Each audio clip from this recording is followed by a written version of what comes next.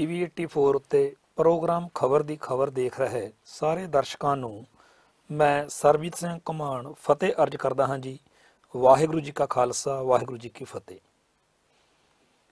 ਜਿਸ ਇਮਰਾਨ ਚਿਸ਼ਤੀ ਨੇ ਪਿਛਲੇ ਦਿਨੀ ਗੁਰਦੁਆਰਾ ਨਨਕਾਣਾ ਸਾਹਿਬ ਦੇ ਸਾਹਮਣੇ ਖੜ ਕੇ ਸਿੱਖ ਜਜ਼ਬਾਤਾਂ ਨੂੰ ਭੜਕਾਇਆ ਸੀ, ਉਹਦੇ ਬਾਰੇ ਪਤਾ ਲੱਗਿਆ ਕਿ ਪਾਕਿਸਤਾਨ ਸਰਕਾਰ ਨੇ ਬੜੀਆਂ ਸਖਤ ਧਾਰਾਵਾਂ ਦੇ ਤਹਿਤ ਮੁਕੱਦਮਾ ਦਰਜ ਕਰਕੇ ਉਹਨੂੰ ਗ੍ਰਿਫਤਾਰ ਕਰ ਲਿਆ ਵਾ ਤੇ ਉਹਨੂੰ ਜੇਲ੍ਹ ਭੇਜ ਦਿੱਤਾ ਗਿਆ।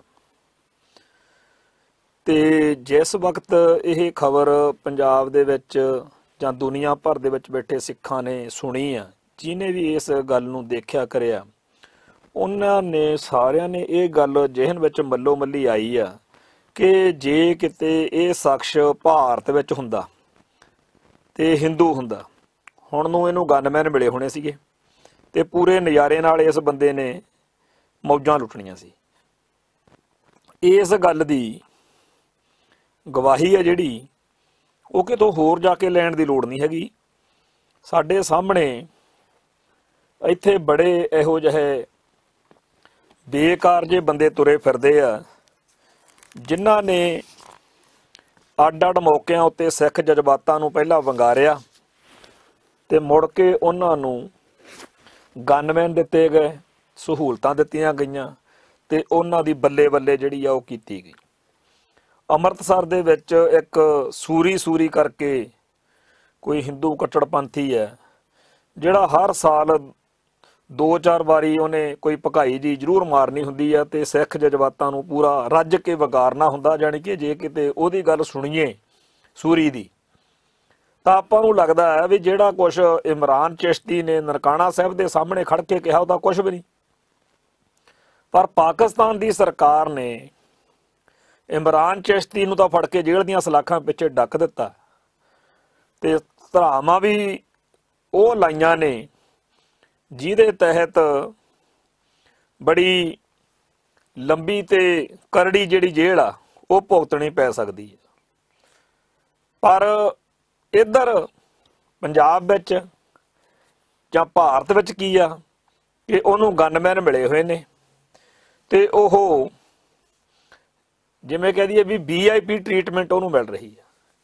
ਇਵੇਂ ਦਾ ਹੀ ਇੱਕ ਨਿਸ਼ਾਂਤ ਸ਼ਰਮਾ ਆ, ਇੱਕ ਪੰਚਾਨੰਦ ਗਿਰੀ ਆ ਪਟਿਆਲੇ ਤੋਂ, ਹੋਰ ਇੱਦਾਂ ਦੇ ਪੰਜਾਬ ਦੇ ਵਿੱਚ 50-60 ਬੰਦੇ ਹੈਗੇ ਆ ਜਿਹੜੇ ਮੌਕੇ ਉੱਤੇ ਸਿੱਖ ਜਜ਼ਬਾਤਾਂ ਨੂੰ ਭੜਕਾਉਂਦੇ ਰਹਿੰਦੇ ਆ, ਛੇੜਖਾਨੀ ਕਰਦੇ ਰਹਿੰਦੇ ਆ ਸਿੱਖਾਂ ਨਾਲ ਤੇ ਉਹਨਾਂ ਨੂੰ VIP ਟਰੀਟਮੈਂਟ ਮਿਲਦੀ ਹੈ। ਉਹਨੇ ਤਾਂ ਉੱਥੇ ਗੁਰਦੁਆਰਾ ਸਾਹਿਬ ਦੇ ਸਨਮੁਖ ਖੜ ਕੇ ਭਕਾਈ ਮਾਰੀ ਸੀ ਕੱਲੀ ਕਿ ਅਸੀਂ ਜੀ ਜਿਹੜਾ ਨਨਕਾਣਾ ਸਾਹਿਬ ਦਾ ਨਾਂ ਬਦਲ ਦਿਆਂਗੇ, ਇੱਥੇ ਸਿੱਖ ਇੱਕ ਵੀ ਰਹਿਣ ਨਹੀਂ ਦਿਆਂਗੇ। ਨਾ ਤਾਂ ਉਹਨੇ ਕਿਸੇ ਸਿੱਖ ਦੇ ਉੱਤੇ ਉਸ ਭੀੜ ਨੇ ਜਾਂ ਇਮਰਾਨ ਚਿਸ਼ਤੀ ਨੇ ਉੱਥੇ ਕੋਈ ਸਿੱਧਾ ਹਮਲਾ ਖੁਦ ਕੀਤਾ ਸੀ ਤੇ ਨਾ ਹੀ ਉੱਥੇ ਕੋਈ ਨਾਂ ਨੂੰ ਉਹਦੇ ਕਹਿਣ ਤੇ ਬਦਲਿਆ ਜਾਣਾ ਸੀ। ਪਰ ਉਹਦੇ ਬੋਲਾਂ ਤੋਂ ਵੀ ਇੰਨੀ ਆਪਾਂ ਨੂੰ ਕੜੱਤਣ ਵਧੀ ਤੇ ਜਾਇਜ਼ ਵਧੀ, ਬਿਲਕੁਲ ਠੀਕ ਸੀ ਗੁੱਸਾ ਕੌਮ ਦਾ, ਕਿ ਪਾਕਿਸਤਾਨ ਦੇ ਇੰਤਜ਼ਾਮੀਆਂ ਨੇ ਸਾਡੇ ਰੋਸ ਨੂੰ ਦੇਖਦਿਆਂ ਹੋਇਆਂ ਵੀ ਅਸੀਂ ਤਾਂ ਪਾਕਿਸਤਾਨ ਅਤੇ ਸਿੱਖਾਂ ਦੇ ਰਿਸ਼ਤੇ ਆ ਜਾਂ ਦੁਨੀਆ ਭਰ ਦੇ ਵਿੱਚ ਆਪਦਾ ਅਕਸ ਜਿਵੇਂ ਪਾਕਿਸਤਾਨ ਬਦਲ ਰਿਹਾ ਹੈ ਵੀ ਇਹ ਤਾਂ ਬਿਲਕੁਲ ਹੀ ਇਹਨੇ ਸਾਡੀ ਕੀਤੀ ਕਤਰੀ ਜਿਹੜੀ ਆ ਸਵਾਹ ਕਰਨੀ ਸ਼ੁਰੂ ਕਰਤੀ ਬੰਦੇ ਨੇ। ਸੋ ਇਸ ਮੌਕੇ ਜਦੋਂ ਇਹ ਸਾਰਾ ਭਾਣਾ ਵਾਪਰ ਰਿਹਾ ਤਾਂ ਸਾਨੂੰ ਚਰਚਾ ਕਰਨੀ ਚਾਹੀਦੀ ਆ ਕਿ ਪਾਕਿਸਤਾਨ ਅਤੇ ਹਿੰਦੁਸਤਾਨ ਦੇ ਵਿਚਾਲੇ ਸਿੱਖ ਜਜ਼ਬਾਤਾਂ ਦੇ ਬਾਰੇ ਅਸੀਂ ਕਿਵੇਂ ਸੋਚਣਾ ਵਿਚਾਰਨਾ। ਜਦੋਂ 1947 ਦੀ ਗੱਲ ਕਰਦੇ ਆ ਤਾਂ ਸਾਡੇ ਸਾਹਮਣੇ ਬੜੇ ਸਪਸ਼ਟ ਜਿਹੇ ਹਾਲਾਤ ਨੇ ਕਿ ਸਿੱਖ ਇਹੋ ਜਿਹੀ ਸਥਿਤੀ ਵਿੱਚ ਭਾਵੇਂ ਨਹੀਂ ਸੀ ਕਿ ਉਹ ਆਪਦਾ ਆਜ਼ਾਦ ਮੁਲਕ ਲੈ ਸਕਦੇ, ਉਸ ਮੌਕੇ ਦੇ ਜਿਹੜੇ ਦਸਤਾਵੇਜ਼ ਜਾਂ ਡਾਕੂਮੈਂਟ ਨੇ, ਪਰ ਐਡੀ ਵੀ ਗੱਲ ਨਹੀਂ ਸੀ ਕਿ ਇਹ ਨਾਮੁਮਕਿਨ ਗੱਲ ਸੀ। ਅਕਸਰ ਨਾਮੁਮਕਿਨ ਗੱਲ ਹੀ ਮੁਮਕਿਨ ਹੁੰਦੀ ਹੈ, ਬਣ ਵੀ ਸਕਦਾ ਸੀ ਮੁਲਕ ਸਿੱਖਾਂ ਦਾ। ਪਰ ਜਦੋਂ ਇਹ ਗੱਲ ਆਈ ਕਿ ਸਿੱਖਾਂ ਨੂੰ ਭਾਰਤ ਜਾਂ ਪਾਕਿਸਤਾਨ ਵਿੱਚੋਂ ਇੱਕ ਚੀਜ਼ ਚੁਣਨੀ ਚਾਹੀਦੀ ਹੈ ਤਾਂ ਮੇਰੇ ਹੱਥ ਵਿੱਚ ਡਾਕਟਰ ਕਿਰਪਾਲ ਸਿੰਘ ਜਿਹੜੇ ਬੜੇ ਵੱਡੇ ਹਿਸਟੋਰੀਅਨ ਨੇ, ਉਹਨਾਂ ਦੀ ਕਿਤਾਬ ਪੰਜਾਬ ਦਾ ਬਟਵਾਰਾ ਅਤੇ ਸਿੱਖ ਨੇਤਾ है इस विच डॉक्टर कृपाल सिंह उस वेले का जिक्र करते आ जदों महाराजा पटियाला नूं मिस्टर जनाह ने ये पेशकश की सी ते हरदित सिंह मलिक जिहड़ा सी वो भी इन्हां मीटिंगां दा गवाह है सी कि पाकिस्तान विच सिख रल जाण ते सिखां नूं पाकिस्तान दे विच एक सिख स्टेट स्थापित कर देंगे ते उस स्टेट दा हैड आ जिहड़ा वो महाराजा पटियाला जिहड़ा है जिवें है पटियाला स्टेट दा हैड उवें सिख महाराजा होएगा। ते इस तरीके दीयां कई उहदे च गल्लां बातां जदों कहीआं गईआं ते उस दे बारे सिखां दे विच सहमति नहीं बन सकी जां क्यों नहीं बनी वो सारी गलबात अगे च विस्तार नाल आउंदी आ। ते अगे फिर सरदार कपूर सिंह वाली भी गल साची साखी वाली भी दर्ज करते आ सरदार अपने डॉक्टर कृपाल सिंह कि जदों मैं मास्टर तारा सिंह कोलों पाकिस्तान विच सिख स्टेट बारे पुछया तां मास्टर जी ने गलबात की पुष्टि की। मेरे पुछण ते कि तुहाडी गलबात सिरे क्यों ना चढ़ी तां मास्टर जी ने उत्तर दिता कि मीटिंग विच उन्हां ने कहा कि ये सिख स्टेट किसी समय 10 सालां पिछों ये फैसला करने का अधिकार रखेगी कि उन्हां पाकिस्तान विच रहना है या नहीं। मिस्टर जनाह ने कहा कि यह अधिकार नहीं होएगा, इस ते गलबात टुट गई।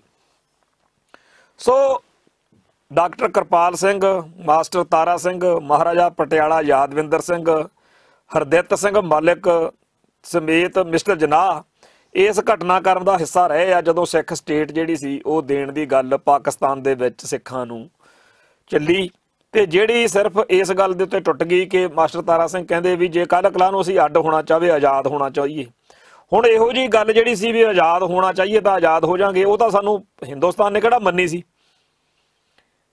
ना हिंदुस्तान ने वो गल मन्ननी सी ना वो पाकिस्तान ने मन्ननी सी, पर असीं दोनां चों एक चीज़ एक पासा ही चुनना सी। तां उस मौके पाकिस्तान नाल सिखां दे नाम मिलण उत्ते स्वर्गवासी सरदार कपूर सिंह प्रसिद्ध विद्वान सिख नेतावां दी गलती समझदे हन। उन्हां दा विचार सी कि सिख नेतावां नूं पाकिस्तान अंदर सिख स्टेट बना लेनी चाहिदी सी।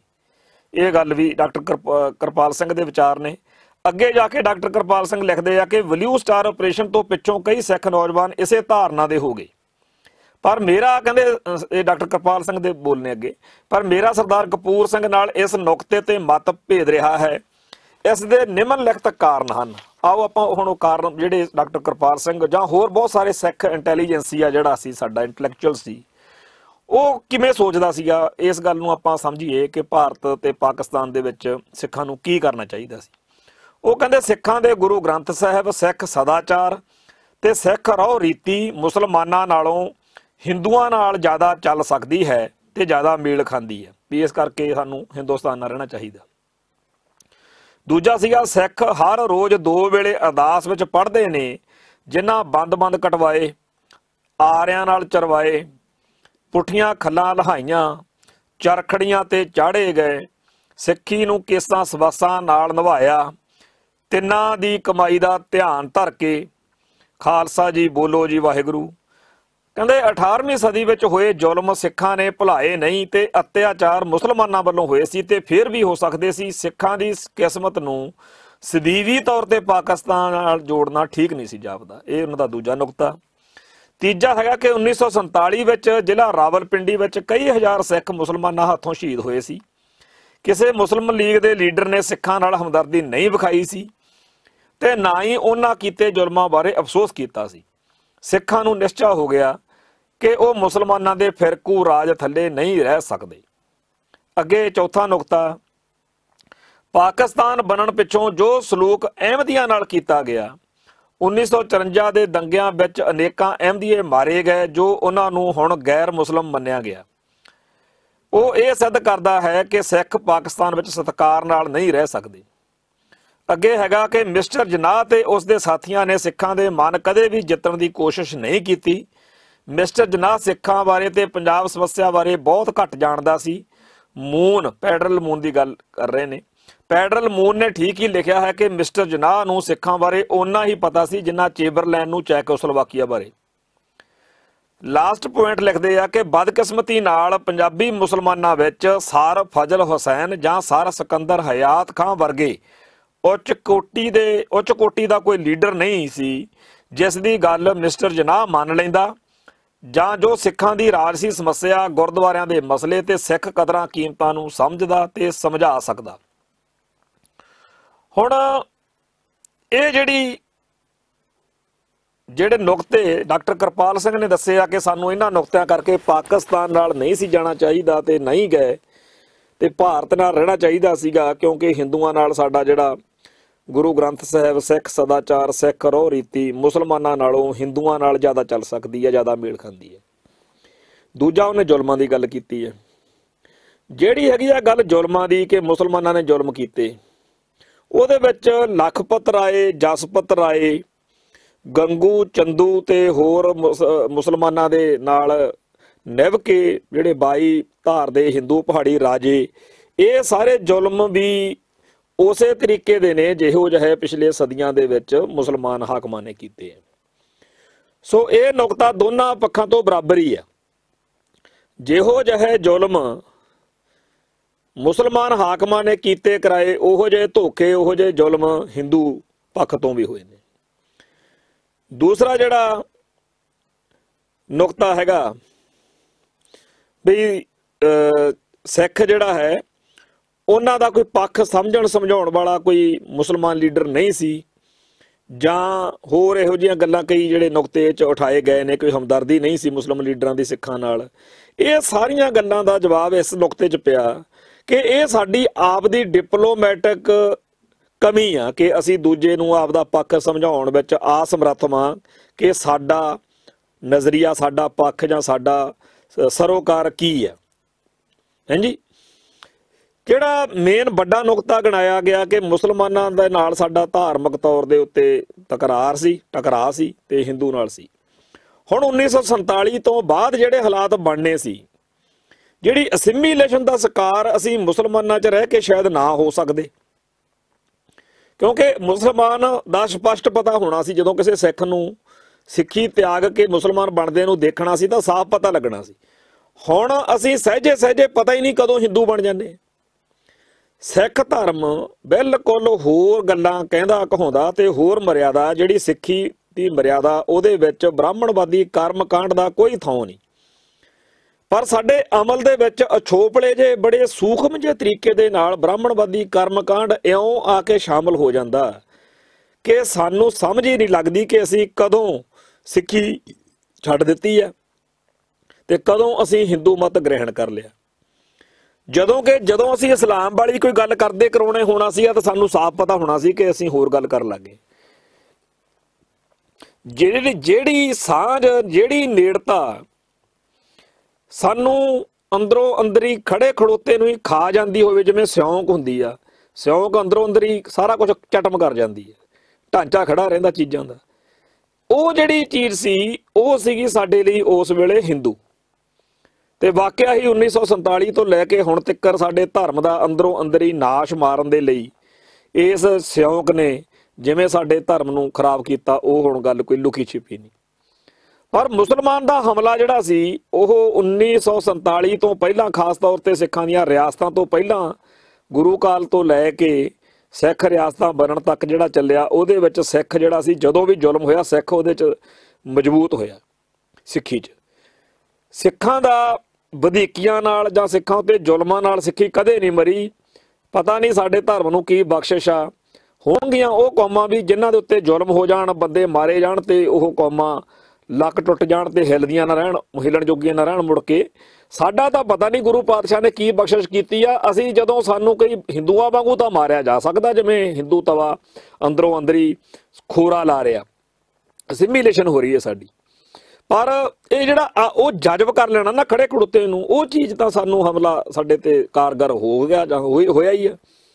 ਪਰ ਜਿਹੜੀ ਇਹ ਚੀਜ਼ ਆ ਕਿ ਸਾਨੂੰ ਸਿੱਧੇ ਤੌਰ ਦੇ ਉੱਤੇ ਕੋਈ ਕੁੱਟ ਕੇ, ਮਾਰ ਕੇ, ਜਲੀਲ ਕਰਕੇ ਮੁਸਲਮਾਨ ਬਣਾ ਲਓ, ਇਹ ਨਹੀਂ। ਇਹ ਤਾਂ ਚਾਹੇ ਚਰਖੜੀਆਂ ਤੇ ਚੜਾ ਲਓ, ਚਾਹੇ ਬੰਦ ਕਟਾ ਲਓ, ਚਾਹੇ ਮਾਵਾਂ ਦੇ ਗਲਾਂ 'ਚ ਜਿਹੜੇ ਹੈਗੇ ਆ ਟੋਟੇ ਟੋਟੇ ਹਾਰ ਕਰਕੇ ਪਵਾਉਣੇ ਪੈ ਗਏ ਸਾਨੂੰ, ਉਹਦਾ ਤਾਂ ਆਨੰਦ ਹੀ ਬੜਾ। ਉਹ ਤਾਂ ਅਸੀਂ ਹਿੰਦੂ ਦੇ ਸਾਹਮਣੇ ਵੀ ਅੜ ਕੇ, ਮਤਲਬ ਮੈਂ ਸਿੱਖ ਸੰਘਰਸ਼ ਦਾ ਹਿੱਸਾ ਰਿਹਾ, ਖਾੜਕੂ ਸਿੱਖ ਸੰਘਰਸ਼ ਦੇ ਵਿੱਚ ਵੀ ਹੁਣ ਵੀ ਬਹੁਤ ਸਾਰੇ ਇਸ ਤਰ੍ਹਾਂ ਦੇ ਅਸੀਂ ਜਦੋਂ ਮਿੱਤਰ ਪਿਆਰੇ ਦੇਖੀਦੇ ਆ ਜਿਹੜੇ ਜਿਨ੍ਹਾਂ ਦੀ ਮਨ ਦੀ ਇਹ ਹੁੰਦੀ ਆ ਵੀ ਕਿਸੇ ਹਿੰਦੂ ਦੇ ਹੱਥੋਂ 'ਚ ਇਹ ਗੋਲੀ ਨਾਲ ਸ਼ਹੀਦ ਹੋ ਜਾਈਏ, ਉਸ ਗੱਲ ਦੀ ਖੁਸ਼ੀ ਹੋਏਗੀ, ਪਰ ਕਿਸੇ ਸਿੱਖ ਅਫਸਰ ਦੇ ਕੋਲੋਂ ਮਰਨਾ ਬੜਾ ਔਖਾ ਲੱਗਦਾ।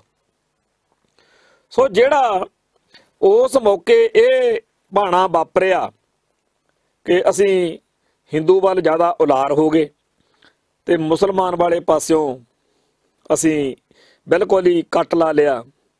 ਚਾਹੇ ਉਹਦੇ ਪਿੱਛੇ ਰਾਵਲਪਿੰਡੀ ਵਾਲੇ ਫਸਾਦ ਬੜੀ ਫੌਰੀ ਘਟਨਾ ਵਾ, ਕਿਉਂਕਿ ਜਦੋਂ ਮੌਕੇ ਦੇ ਉੱਤੇ ਸਿਰ ਤੇ ਪਈ ਹੁੰਦੀ ਆ ਬੰਦੇ ਨੂੰ ਨਫ਼ਰਤ ਵਧੀ ਹੁੰਦੀ ਹੈ।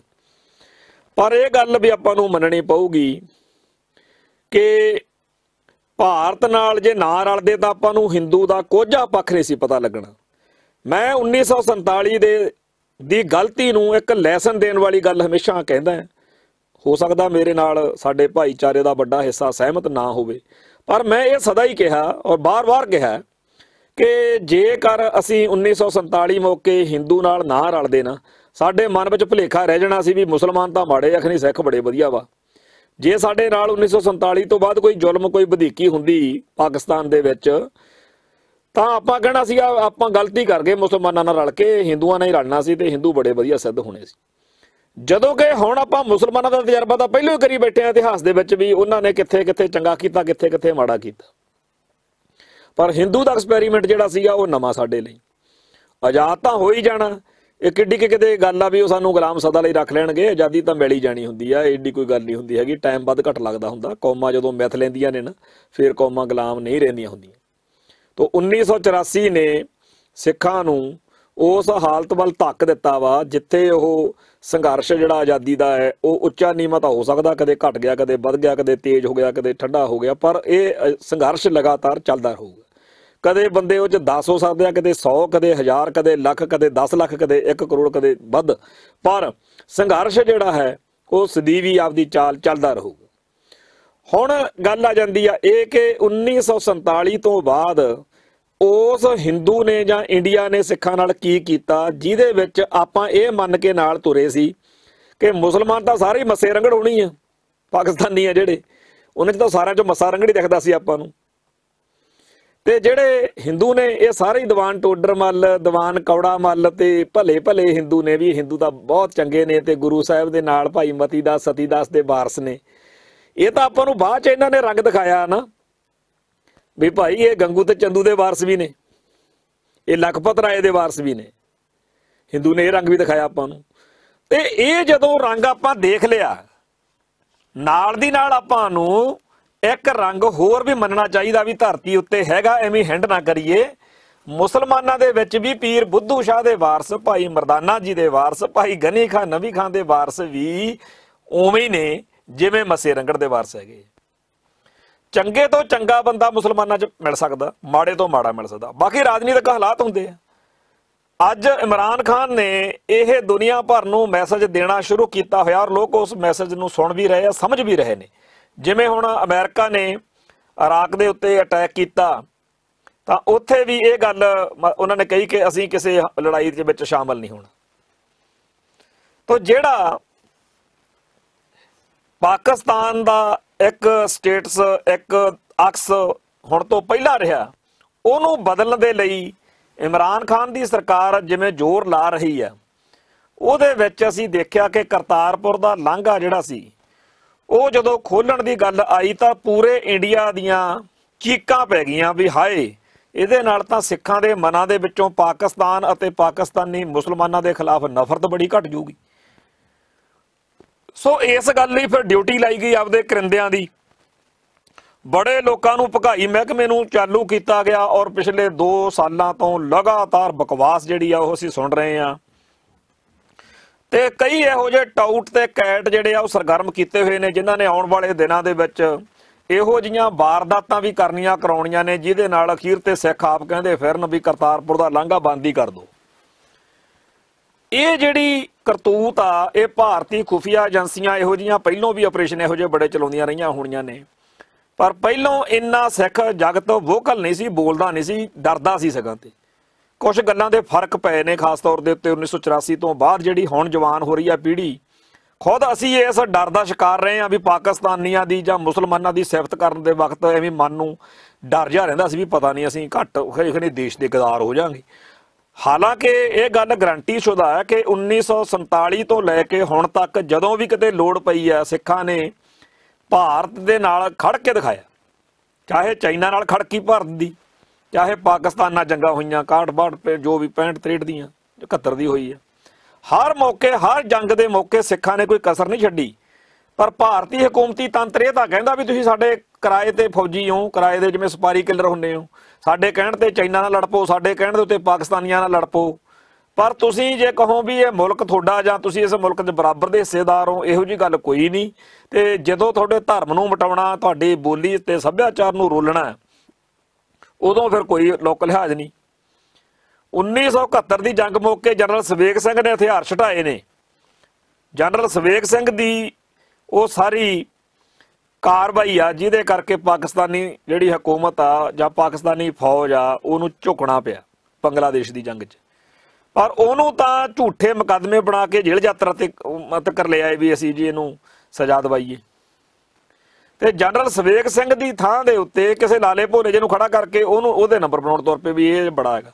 ਹਾਲਾਂਕਿ ਜਦੋਂ ਵੀ ਜੰਗ ਲੱਗੀ ਆ ਇਹਨਾਂ ਦੇ ਵੱਡੇ ਜਰਨੈਲ ਜਿਹੜੇ ਆ ਸਾਬਣ ਘੋਲ ਕੇ ਪੀ ਗਏ ਤੇ ਵੀ ਉਹਨਾਂ ਨੂੰ ਕਹਿੰਦੇ ਜੀ ਲੂਜ਼ ਮੋਸ਼ਨ ਲੱਗੇ ਨੇ। ਤੇ ਸਾਡੇ ਇੱਥੇ ਕੋਈ ਇਹੋ ਜਿਹਾ ਪਿੰਡ ਨਹੀਂ ਹੋਣਾ ਪੰਜਾਬ ਦਾ ਜਿੱਥੇ ਬਾਹਰ ਬੋਰਡ ਨਾ ਲੱਗਿਆ ਹੋਵੇ ਕਿ ਇਸ ਪਿੰਡ ਦਾ 71 ਦੀ ਜੰਗ 'ਚ ਫਲਾਨਾ ਚੜ੍ਹਾਈ ਕਰ ਗਿਆ, 65 ਦੀ ਜੰਗ 'ਚ ਫਲਾਨਾ ਚੜ ਗਿਆ, ਤੇ 62 ਦੀ ਜੰਗ 'ਚ ਫਲਾਨਾ ਹੋ ਗਿਆ, 47 ਚਾਹ ਹੋ ਗਿਆ, 49 ਚਾਹ ਹੋ ਗਿਆ। ਸਾਰੇ ਪੰਜਾਬ ਦੇ ਪਿੰਡਾਂ 'ਚ ਤੁਹਾਨੂੰ ਇਹੋ ਜਿਹੇ ਬੋਰਡ ਲੱਗੇ ਮਿਲ ਜਾਣਗੇ। ਪਰ ਆਹ ਜਦੋਂ ਪਿੱਛੇ ਜੇ ਰਫੜ ਬਣਿਆ, ਅਸੀਂ ਤਾਂ ਕੀ ਕਹਿਣਾ ਸੀਗਾ, ਇਹਨਾਂ ਦੇ ਹੀ ਹਿੰਦੂ ਭਾਈਚਾਰੇ ਦੇ ਹੀ ਜਿਹੜੇ ਕਾਂਗਰਸੀ ਸੀ ਭਾਜਪਾਈਆਂ ਨੂੰ ਕਹਿੰਦੇ ਸੀ ਵੀ ਗੁਜਰਾਤ ਦਾ ਕੋਈ ਇਹੋ ਜਿਹਾ ਦਿਖਾ ਤਾਂ ਦਿਓ ਜਿਹਨੇ ਮੁਲਕ ਲਈ ਕੁਰਬਾਨੀ ਕੀਤੀ ਹੈ ਕਦੇ। ਵਪਾਰੀ ਜਮਾਤ ਆ ਇਹ।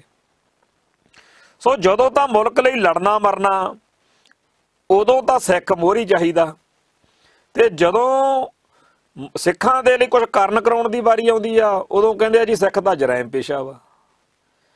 ਸੋ ਜਦੋਂ ਵੀ ਅਸੀਂ ਪਿਛਲੇ ਸਮਿਆਂ ਦੇ ਵਿੱਚ ਮਾਹੌਲ ਦਾ ਮੈਂ ਜੇ ਜ਼ਿਕਰ ਕਰਾਂ, ਇਹੋ ਜਿਹਾ ਮਾਹੌਲ ਬਣਾਇਆ ਪਿਆ ਸੀ ਕਿ ਪਾਕਿਸਤਾਨ ਨੂੰ ਸਾਡੇ ਮਨਾਂ ਦੇ ਵਿੱਚ ਇੱਕ ਇਹੋ ਜਿਹਾ ਦੈਂਤ, ਇਹੋ ਜਿਹਾ ਹਰੇਕ ਪਾਕਿਸਤਾਨੀ ਇੰਨਾ ਭੈੜਾ ਤੇ ਇੰਨਾ ਮਾੜਾ ਵੀ ਅਸੀਂ ਤਾਂ ਮਤਲਬ ਨਾਂ ਸੁਣਨ ਸਾਰ ਪਾਕਿਸਤਾਨ ਦਾ ਸਾਡੇ ਸਿੱਖਾਂ ਨੂੰ ਚੜ੍ਹ ਜਾ ਕਰੇ ਵੀ ਇਹ ਕਿੱਥੇ। ਹੁਣ 1984 ਤੋਂ ਬਾਅਦ ਕੁਝ ਇਹੋ ਜਿਹੇ ਹਾਲਾਤ ਬਣੇ ਕਿ ਸਾਡੇ ਬੰਦਿਆਂ ਨੂੰ ਇੱਥੋਂ ਜਾਨਾਂ ਬਚਾਉਣ ਦੇ ਲਈ ਬਾਰਡਰ ਕ੍ਰੋਸ ਕਰਕੇ ਉੱਧਰ ਜਾਣਾ ਪਿਆ। ਉੱਥੇ ਗਿਆਨ ਨਾਲ ਉਹਨਾਂ ਮੁਸਲਮਾਨਾਂ ਨੇ ਕੁਝ ਇਹੋ ਜਿਹਾ ਸਲੂਕ ਕੀਤਾ ਜਿਹ ਤੋਂ ਪਤਾ ਲੱਗਿਆ ਕਿ ਯਾਰ ਇੰਨੇ ਵੀ ਮਾੜੇ ਹੈ ਨਹੀਂ, ਮਾੜੇ ਤਾਂ ਹੈਗੇ ਆ ਪਰ ਇੰਨੇ ਵੀ ਮਾੜੇ ਹੈ ਨਹੀਂ ਜਿੰਨੇ ਸਾਨੂੰ ਭਾਰਤ ਨੇ ਦੱਸਿਆ ਹੈ ਵੀ ਮੁਸਲਮਾਨ ਬੜੇ ਮਾੜੇ। ਇਹ ਜਿਹੜੇ ਸੀਗੇ ਭਾਰਤੀ ਹਿੰਦੂ ਤਵੀ, ਇਹਨਾਂ ਦੇ ਦਿਮਾਗ 'ਚ ਇਹ ਗੱਲ ਫਸੀ ਰਹੀ ਆ ਸਦਾ ਵੀ ਸਿੱਖ ਜਾਣਗੇ ਕਿੱਥੇ। ਜਿਵੇਂ ਅਮਿਤ ਸ਼ਾਹ ਨੇ ਕੱਲ੍ਹ ਵੀ ਭਗਾਈ ਮਾਰੀ ਆ ਵੀ ਤੁਸੀਂ ਹੁਣ ਜਾਣਾ ਕਿੱਥੇ ਆ, ਤੁਹਾਡੇ ਪਾਕਿਸਤਾਨ 'ਚ ਵੀ ਛਿੱਤਰ ਪੈਂਦਾ ਹੈਗਾ ਤੇ ਜੇ ਇੱਥੋਂ ਤੁਸੀਂ ਹੋਰ ਕਿੱਥੇ ਜਾਣਾ ਤੁਸੀਂ। ਸੋ ਇਹਨਾਂ ਨੇ ਇਹ ਮਿੱਥ ਕੇ ਵੀ ਸਿੱਖਾਂ ਨੂੰ ਰੱਜ ਕੇ ਛਿੱਤਰ ਫੇਰੋ, ਜਲੀਲ ਕਰੋ, ਪਤਾ ਨਹੀਂ ਕਿਹੜੀ ਗੱਲ ਦਾ ਬਦਲਾ ਲੈਣ ਲੱਗੇ ਆ। ਅਸੀਂ ਤਾਂ ਅੱਜ ਤੱਕ ਕਦੇ ਕੋਈ ਹਿੰਦੂ ਨਾਲ ਵਧੀਕੀ ਨਹੀਂ ਕੀਤੀ। ਪਿਛਲੀਆਂ 5 ਸਦੀਆਂ ਦਾ ਇਤਿਹਾਸ ਗਵਾਹ ਵਾ ਵੀ ਖਾਲਸੇ ਦੀ ਜਿਹੜੀ ਦਸਤਾਰ ਆ ਨਾ, ਇਹ ਜੇ ਲਹੂ ਲਹਾਨ ਜਾਂ ਡੱਬ ਖੜੱਬੀ ਪਾਟੋ ਧਾੜ ਹੋਈ ਫਿਰਦੀ ਆ, ਇਹ ਜੇ ਲੀਰੋ ਲੀਰ ਹੋਈ ਫਿਰਦੀ ਆ, ਤਾਂ ਇਹ ਹਿੰਦੂਆਂ ਦੀ ਇੱਜ਼ਤ ਤੇ ਅਜ਼ਮਤ ਢੱਕਣ ਦੇ ਲਈ ਹੋਈ। ਲੜਦਿਆਂ ਮਰਦਿਆਂ ਦੀਆਂ ਸਾਡੀਆਂ ਪੱਗਾਂ ਲੱਥੀਆਂ ਨੇ, ਹਿੰਦੂਆਂ ਦੀਆਂ ਧੀਆਂ ਭੈਣਾਂ ਨੂੰ ਬਚਾਉਂਦਿਆਂ ਦੀਆਂ ਸਾਡੀਆਂ ਦਸਤਾਰਾਂ ਲੱਥੀਆਂ ਨੇ। ਤੇ ਪਤਾ ਨਹੀਂ ਅਸੀਂ ਕਿੱਡਾ ਕਿ ਇਹ ਗੁਨਾਹ ਕਰ ਲਿਆ ਜਿਹਦੀ ਸਾਨੂੰ ਸਜ਼ਾ ਜਿਹੜਾ ਹੈਗਾ ਸਾਰਾ ਹਿੰਦੂ ਦੇਣ ਨੂੰ ਫਿਰਦਾ। ਹਰੇਕ ਹਿੰਦੂ ਨੂੰ ਮਨ ਨੂੰ ਮਤਲਬ ਇੱਕੋ ਹੀ ਆ ਵੀ ਸਿੱਖ ਆਪਦਾ ਧਰਮ ਤਿਆਗ ਦੇਣ, ਆਪਦੀ ਮਰਿਆਦਾ 'ਚ ਪਰਪੱਕ ਨਾ ਰਹਿਣ। ਤੇ ਇਹੀ ਕੁਝ ਕਿਸੇ ਟਾਈਮ ਦੇ ਉੱਤੇ ਮੁਗਲ ਹਾਕਮ ਕਰਾਉਂਦੇ ਰਹੇ। ਪਰ ਹੁਣ ਜੇ ਦੇਖਿਆ ਜਾਵੇ ਤਾਂ ਭਾਰਤ ਦੇ ਵਿੱਚ ਸਾਡੇ ਸਾਰੇ ਗੁਰਧਾਮਾਂ ਦੇ ਵਿੱਚ RSS ਦਖਲਅੰਦਾਜ਼ੀ ਕਰਦੀ ਹੈ। ਤੇ ਹਰ ਉਹ ਬੰਦਾ ਇਹਨਾਂ ਲਈ ਦੁਸ਼ਮਣ ਆ ਜਿਹੜਾ ਸਿੱਖ ਰਹਿਤ ਮਰਿਆਦਾ ਤੇ ਪਹਿਰਾ ਦੇਣ ਦੀ ਗੱਲ ਕਰਦਾ, ਉਹਨੂੰ ਕਹਿੰਦੇ ਕੱਟੜਪੰਥੀ ਸਿੱਖ ਵਾ ਇਹ। ਵਧੀਆ ਸਿੱਖ ਕਿਹੜਾ?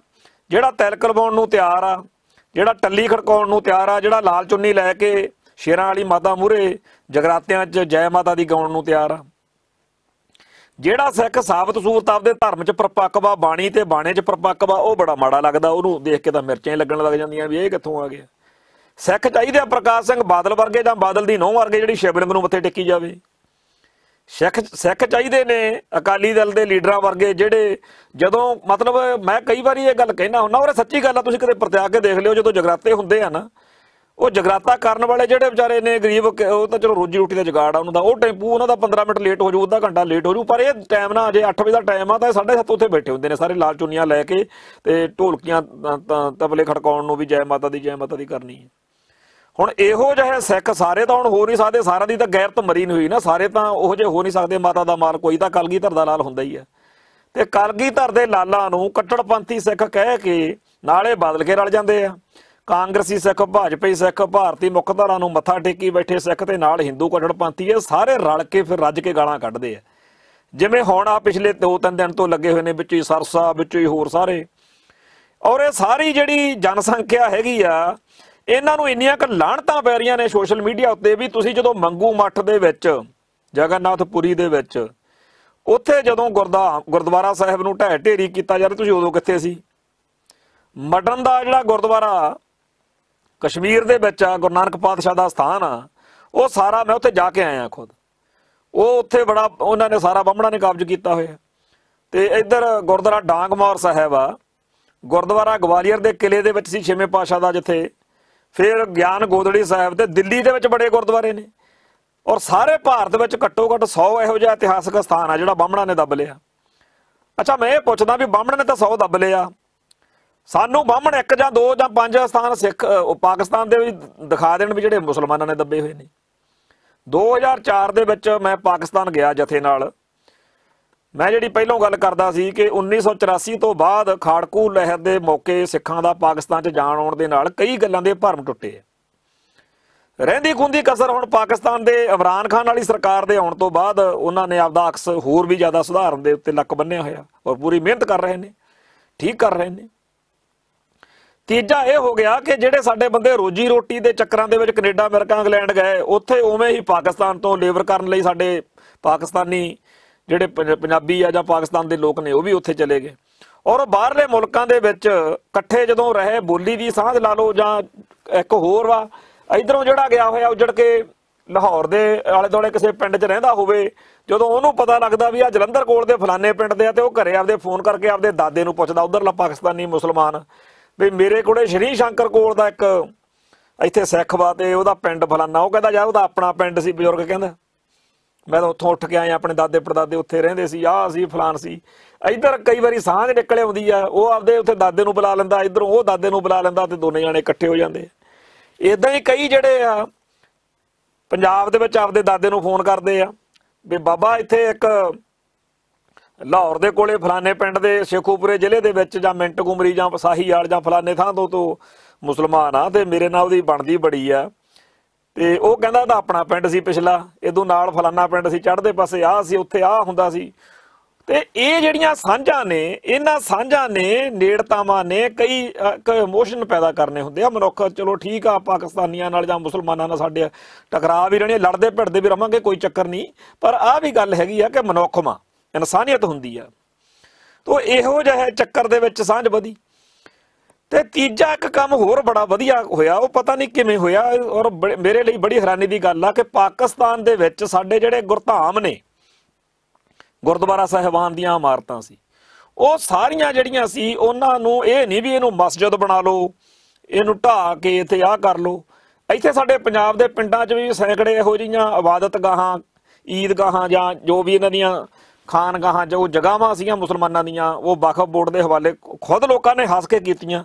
ਆ ਮੋਗੇ ਕੋਲ ਮਹਿਣੇ ਦੀ ਸ਼ਾਇਦ ਖਬਰ ਆ ਪਿਛਲੇ ਮਹੀਨੇ ਦੀ, ਜਿੱਥੇ ਪਿੰਡ ਵਾਲਿਆਂ ਨੇ ਰਲ ਕੇ ਉਹਨਾਂ ਨੂੰ, ਮੁਸਲਮਾਨਾਂ ਨੂੰ, ਪਿੰਡ ਦਿਆਂ ਨੂੰ ਬਣਾ ਕੇ ਦਿੱਤੀ ਆ ਜਗ੍ਹਾ।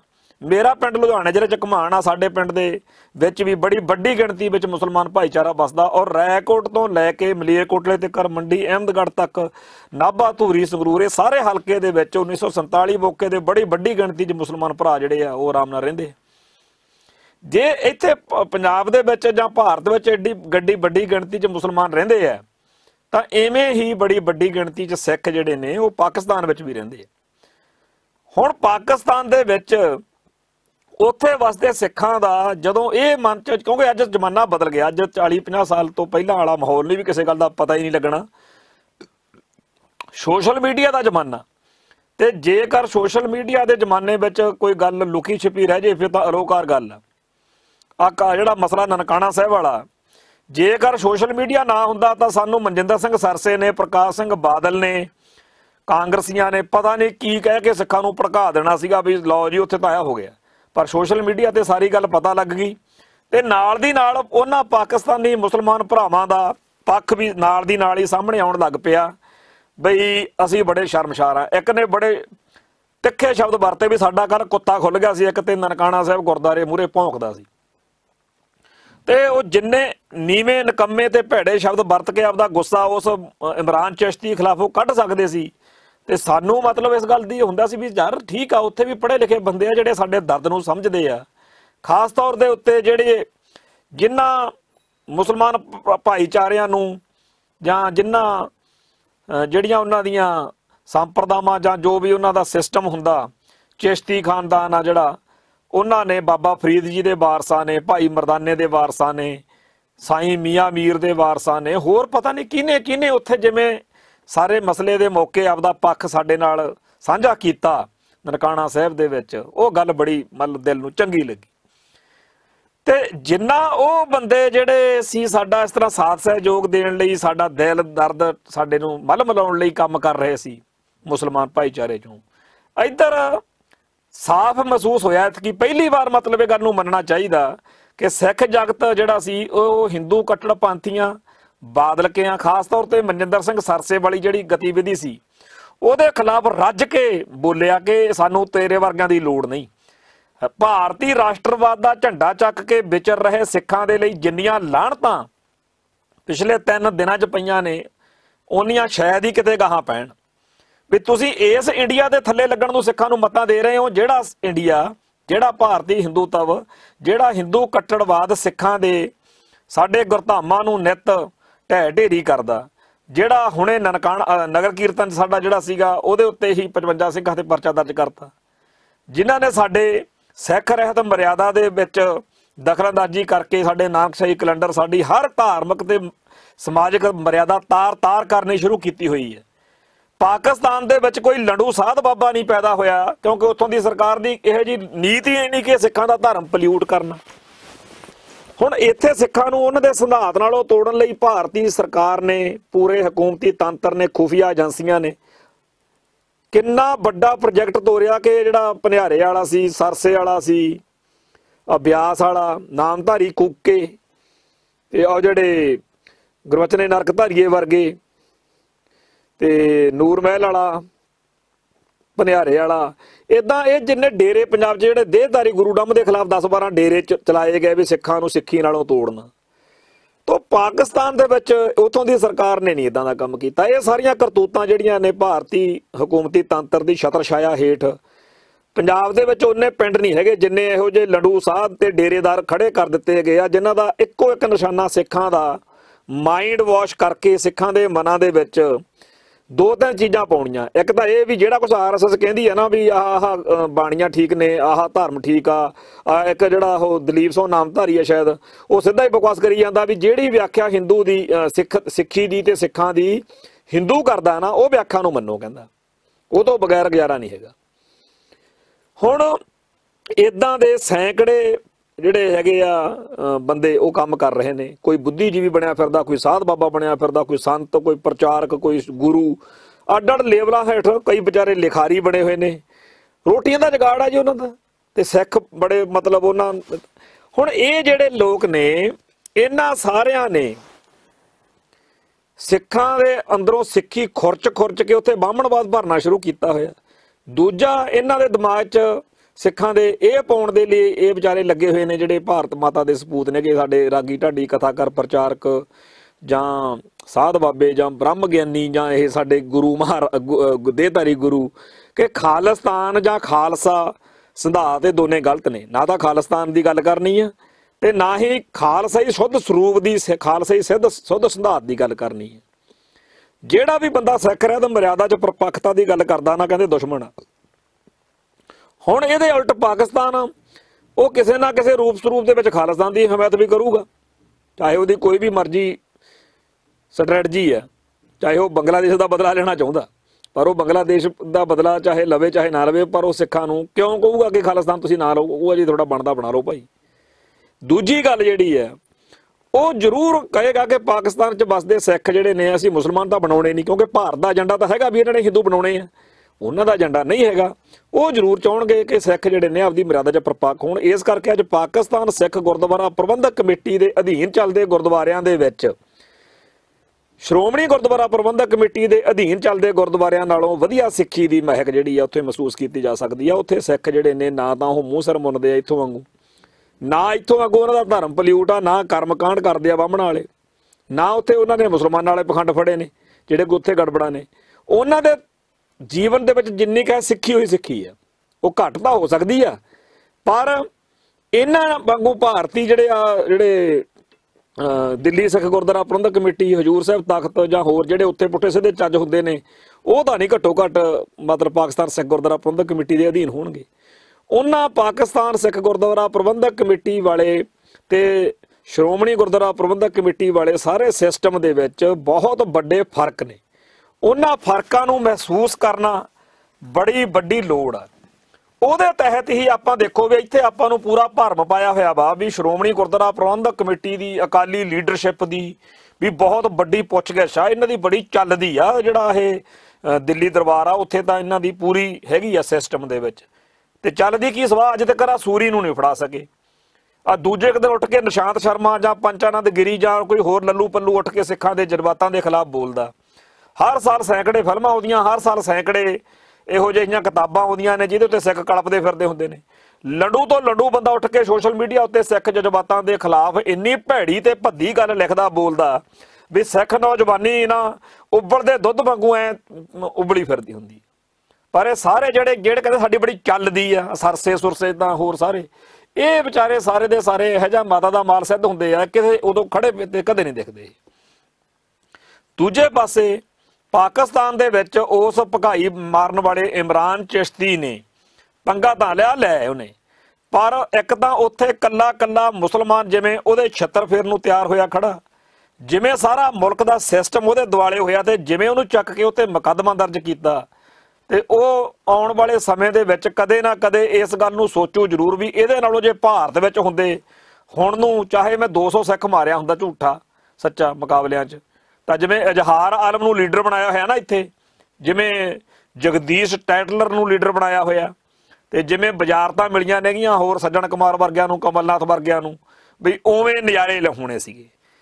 ਇਹ ਕੱਲੀ ਉਸ ਇਮਰਾਨ ਚਿਸ਼ਤੀ ਦੀ ਨਹੀਂ, ਸਾਰੇ ਸੰਸਾਰ ਦੇ ਵਿੱਚ ਜਦੋਂ ਵੀ ਸਿੱਖਾਂ ਦੇ ਨਾਲ ਛੇੜਖਾਨੀ ਕਰਕੇ ਕਿਸੇ ਉੱਤੇ ਕਾਨੂੰਨੀ ਕਾਰਵਾਈ ਹੋਊਗੀ ਨਾ, ਉਹ ਸੋਚਿਆ ਕਰੂਗਾ ਵੀ ਮੈਂ ਐਵੇਂ ਪੰਗਾ ਇੱਥੇ ਬੈਠੇ ਨੇ ਲੈ ਲਿਆ, ਹਿੰਦੂਆਂ ਦੇ ਘਰ ਜੰਮਿਆ ਹੁੰਦਾ ਤੇ ਭਾਰਤ ਵਿੱਚ ਰਹਿੰਦਾ ਹੁੰਦਾ, ਉੱਥੇ ਮੈਂ ਸਿੱਖਾਂ ਦਾ ਜਿੰਨਾ ਮਰਜ਼ੀ ਜਲੂਸ ਕੱਢਦਾ, ਫੇਰ ਦੇਖਦੇ ਕਿਵੇਂ ਨਜ਼ਾਰੇ ਲੈਂਦੇ ਆ। ਸੋ ਭਾਰਤੀ ਹਕੂਮਤੀ ਤੰਤਰ ਇਹ ਗੱਲ ਸਥਾਪਿਤ ਕਰਨ ਵਿੱਚ ਮੁਕੰਮਲ ਤੌਰ ਤੇ ਕਾਮਯਾਬ ਆ ਕਿ ਜਿਹੜਾ ਵੀ ਬੰਦਾ ਸਿੱਖੀ ਅਤੇ ਸਿੱਖਾਂ ਦੇ ਖਿਲਾਫ ਚੱਲੂਗਾ, ਜਿਹੜਾ ਵੀ ਬੰਦਾ ਸਿੱਖੀ ਦੀਆਂ ਜੜ੍ਹਾਂ ਵੱਢੂਗਾ, ਜਿਹੜਾ ਵੀ ਬੰਦਾ ਸਿੱਖਾਂ ਨੂੰ ਦੁਖੀ ਕਰਨ ਜੋਗਾ ਵਾ, ਵੀ ਅਸੀਂ ਉਹਦੀ ਡਟ ਕੇ ਨੰਗੇ ਧੜ ਹਮਾਇਤ ਕਰਾਂਗੇ, ਤੇ ਜਿੰਨਾ ਸਿੱਖਾਂ ਨੂੰ ਉਹ ਦੁਖੀ ਕਰੂ ਓਨੇ ਉਹਦੇ ਡਾਲਰ ਵਧਣਗੇ, ਨੋਟ ਵਧਣਗੇ, ਓਨਾ ਉਹਦਾ ਅਸੀਂ ਸਿਆਸੀ ਕੱਦ ਵਧਾਵਾਂਗੇ, ਜੈਡ ਸਿਕਿਉਰਟੀਆਂ ਜਿਹੜੀਆਂ ਨੇ ਉਹਨਾਂ ਨੂੰ ਦਿਆਂਗੇ। ਗੁਰੂ ਗ੍ਰੰਥ ਸਾਹਿਬ ਜੀ ਦੇ ਪਾਵਨ ਸਰੂਪਾਂ ਦੀ ਬੇਅਦਬੀ ਕਰਨ ਵਾਲੇ ਡੇਰਾ ਸਰਸਾ ਦੇ ਸਾਰੇ ਹਮੈਤੀਆਂ ਨੂੰ ਜਿੱਡੇ ਵੱਡੇ ਲਾਮ ਲਸ਼ਕਰ ਦਿੱਤੇ ਗਏ ਨੇ, ਜਿਵੇਂ ਉਹਨਾਂ ਦੀਆਂ ਸਿਕਿਉਰਟੀਆਂ ਤੇ ਜਿਵੇਂ ਉਹਨਾਂ ਨੂੰ ਬੱਲੇ ਬੱਲੇ ਦਿੱਤੀ ਹੋਈ ਆ, ਉਹ ਸਾਡੇ ਸਾਹਮਣੇ ਹੈ। ਕੁਰਾਨ ਸ਼ਰੀਫ ਦੀ ਬੇਅਦਬੀ ਕਰਨ ਵਾਲੇ ਨੂੰ ਜਾਂ ਮੱਕੇ ਦੀ ਬੇਅਦਬੀ ਕਰਨ ਵਾਲੇ ਨੂੰ ਸਾਰਾ ਮੁਸਲਮਾਨ ਜਿਹੜਾ ਜਗਤ ਵਾ ਉਹ ਇੱਕੋ ਜਿਹੀ ਨਫ਼ਰਤ ਕਰੂਗਾ। ਪਰ ਇੱਥੇ ਸਾਡੇ ਆ ਜਿਹੜੇ ਰਾਸ਼ਟਰਵਾਦੀ ਸਿੱਖ ਨੇ, ਜਿਹੜੇ ਮੋਦੀ ਦੇ ਲੰਗੋਟੀਏ ਬਣੇ ਹੋਏ ਨੇ, ਭਾਰਤ ਮਾਤਾ ਕੀ ਜੈ ਵਾਲੇ ਸਿੱਖ, ਇਹ ਸਾਰਿਆਂ ਨੂੰ ਉਦੋਂ ਬੁਖਾਰ ਚੜ ਜਾਂਦਾ ਜਦੋਂ ਕਿਤੇ ਪਤਾ ਲੱਗ ਜਾਵੇ ਵੀ ਡੇਰਾ ਸਰਸਾ ਵਾਲਿਆਂ ਨੂੰ ਫੜ ਲੈਣਾ। ਤੇ ਇਹ ਸਾਰੇ ਦੇ ਸਾਰੇ ਲੋਕ ਜਿਹੜੇ ਨੇ ਇਹ ਸਿੱਖ ਜਜ਼ਬਾਤਾਂ ਦੇ ਉਲਟ ਭੁਗਤ ਰਹੇ ਨੇ, ਸਿੱਖ ਹਿੱਤਾਂ ਦੇ ਉਲਟ ਭੁਗਤ ਰਹੇ ਨੇ। ਪਰ ਹੁਣ ਗੱਲ ਇਹਨਾਂ ਤੋਂ ਲੁਕਣੀ ਨਹੀਂ, ਚੀਕਾਂ ਵੀ ਤਾਂਹੀਓ ਪੈਂਦੀਆਂ ਰਹੀਆਂ ਕਿ ਹੁਣ ਇਹਨਾਂ ਦੀ ਚੱਲਣੀ ਨਹੀਂ, ਕਿਉਂਕਿ ਸੋਸ਼ਲ ਮੀਡੀਆ ਦਾ ਜ਼ਮਾਨਾ, ਮਿੰਟੋ ਮਿੰਟੀ ਦੂਜਾ ਪੱਖ ਸਾਹਮਣੇ ਆ ਜਾਂਦਾ ਤੇ ਸਾਰੀ ਗੱਲ ਜਿਹੜੀ ਹੈਗੀ ਆ ਉਹ ਸਪਸ਼ਟ ਹੋ ਜਾਂਦੀ ਆ। ਸੋ ਆਉਣ ਵਾਲੇ ਦਿਨਾਂ ਦੇ ਵਿੱਚ ਇਹ ਸਿੱਖ, ਮੁਸਲਮਾਨ, ਭਾਰਤ ਤੇ ਪਾਕਿਸਤਾਨ, ਇਹ ਜਿਹੜੇ ਰਿਸ਼ਤੇ ਨੇ, ਇਹਦੇ ਵਿਚਾਲੇ ਹਿੰਦੂ, ਇਹ ਸਾਰੀ ਖੇਡ ਕਿੱਧਰ ਨੂੰ ਜਾਂਦੀ ਆ, ਇਹ ਤੇ ਫੇਰ ਚਰਚਾ ਕਰਾਂਗੇ। ਹੁਣ ਫਤਿਹ ਅਰਜ਼ ਕਰਦੇ ਹਾਂ ਜੀ। ਵਾਹਿਗੁਰੂ ਜੀ ਕਾ ਖਾਲਸਾ, ਵਾਹਿਗੁਰੂ ਜੀ ਕੀ ਫਤਿਹ।